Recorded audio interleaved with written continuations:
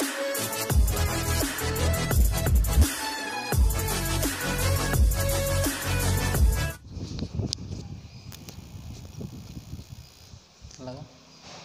Start है ना।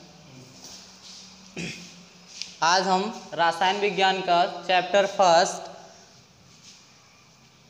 पढ़ाने जा रहे हैं, जिसका नाम है रासायनिक समीकरण और अपक्रिया, जिसमें हम पहला पॉइंट लेके चल रहे हैं रासायनिक अपक्रिया। रासायनिक अपक्रिया क्या होती है, अब इसके बारे में हम जानेंगे। रासायनिक अपक्रिया वह अपक्रिया होती है, रासायनिक अपक्रिया वह अपक्रिया होती है जिसमें दो या दो से अधिक अभिकारक भाग लेकर एक नए उत्पाद का निर्माण करते हैं, उसे हम रासायनिक अपक्रिया कहते हैं। जैसे हमने ले लिया मैग्नीशियम Mg प्लस दूसरा अभिकारक ले लिया ऑक्सीजन O2 एरो MgO। यहाँ पे हमारा बन जा रहा है, हमने पहला अभिकारक लिया मैग्नीशियम, दूसरा लिया ऑक्सीजन। जब इसको हम आपस में रिएक्शन करवाएंगे या अपक्रिया करवाएंगे तो ये एक नया उत्पाद बनाएगा जो हमें MgO के रूप में मिलेगा, जिसे हम मैग्नीशियम डाइऑक्साइड कहते हैं, जिसे हम मैग्नीशियम ऑक्साइड कहते हैं। अब हम चल रहे हैं दूसरे टॉपिक पे, रासायनिक समीकरण। रासायनिक समीकरण हम उसे कहते हैं, जैसे अभी हमने रासायनिक अपक्रिया में Mg प्लस O2 अभिकारक लिए, इसी को हम हिंदी में लिखकर इसको हम अल्फ़ाबेटिकली रूप में प्रदर्शित कर दें तो उसे हम कहते हैं रासायनिक समीकरण। अब चलते हैं हम नेक्स्ट टॉपिक पे, रासायनिक अपक्रिया के गुण। रासायनिक अपक्रिया के गुण क्या होते हैं इसके बारे में जानेंगे। इसमें रासायनिक अपक्रिया के गुण,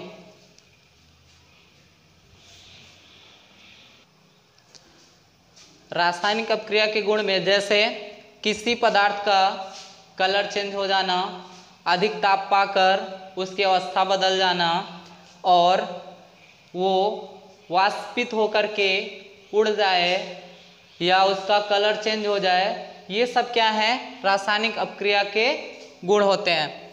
इसके बारे में आपको PDF रिटन मिल जाएगा, सारे गुण बताते। जैसे कलर चेंज होना, मतलब किसी भी पदार्थ का कलर चेंज हो जाना, वो क्या कहलाता है, रासायनिक अपक्रिया के गुण। जैसे हम लोहे को खुले जगह पर रख देते हैं तो देखते हैं कि उसमें कुछ दिनों के बाद ब्राउन कलर का, भूरे रंग का उस पर एक परत चढ़ जाता है, जिसका मतलब होता है उस लोहे का कलर चेंज हो गया, उस लोहे का कलर कैसा हो गया, भूरा। अब आते हैं हम संतुलित समीकरण क्या होता है। संतुलित समीकरण क्या होता है इसके बारे में हम जानेंगे।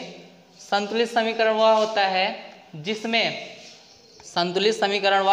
जिसमें जैसे एग्जांपल दे देते हैं हम, Zn प्लस H2SO4, तो फाइंड आउट होगा ZnSO4 प्लस H2। इस रिएक्शन में, अपक्रिया में, जिंक पहला उत्पाद है, दूसरा उत्पाद हमारा H2SO4 है, हाइड्रोजन सल्फेट, फिर जो हमें उत्पाद के रूप में मिला है जिंक सल्फेट प्लस हाइड्रोजन। इस अपक्रिया में हम देखेंगे कि दोनों तरफ अभिकारक के अणुओं की संख्या या कणों की संख्या बराबर हो तो वह क्या होता है, संतुलित समीकरण कहलाता है। अब आते हैं हम असंतुलित समीकरण। असंतुलित समीकरण क्या होता है। असंतुलित समीकरण में अपक्रिया के दोनों तरफ भाग लेने वाले पदार्थ या एलिमेंट्स को हम काउंट करते हैं, देखते हैं यदि दोनों तरफ अभिकारक तथा उत्पादों की संख्या बराबर है तो वो संतुलित होगा, यदि ऐसा नहीं है तो वह असंतुलित समीकरण होगा। अब आते हैं हम रासायनिक समीकरण को संतुलित करना। अब रासायनिक समीकरण को हम संतुलित कैसे करेंगे? रासायनिक समीकरण को संतुलित करने के लिए सबसे पहले हम रासायनिक समीकरण के दोनों तरफ पदार्थों की संख्या को लिख लेते हैं, फिर उसके बाद एक निश्चित संख्या से गुणा या भाग करते हैं, जिससे दोनों तरफ के मतलब रासायनिक समीकरण के दोनों तरफ के तत्वों या एलिमेंटों या पदार्थ अभिकारकों की संख्या बराबर हो जाती है।